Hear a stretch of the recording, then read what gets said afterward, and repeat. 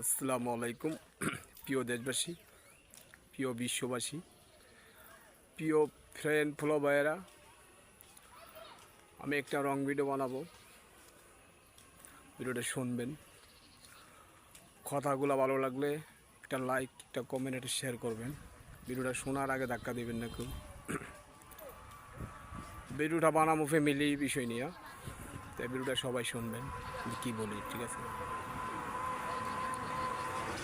সবাই সবার বাবা মায় ছেলে মেয়ে আদর যত্ন করিয়া পাইলা লালন পালন করিয়া বড় করে, তাই না?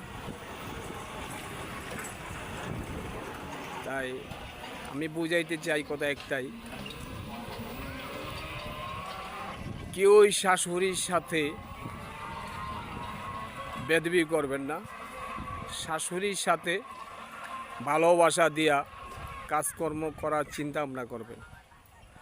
শাশুড়িকে ভালোবাসা দিবেন, নিজে মায়ের মতো ভালোবাসা দিবেন। কিন্তু ঘরে গিয়েই স্বামীরে কান কথা দিয়া, স্বামীরে দিনে রাইতে কান পরা দিয়া, স্বামীরে হাত করিয়া শাশুড়িকে পর বানাবেন না।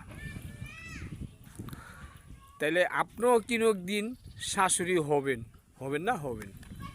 তাইলে ওই জিনিসটা চিন্তা ভাবনা কইরা শাশুড়ির সাথে ভালোবাসা যোগায়া, ভালোবাসা দিয়া চলবেন। শাশুড়ি যেভাবে কর্মকাণ্ড করতে বলে সেভাবে কর্মকাণ্ড করবেন।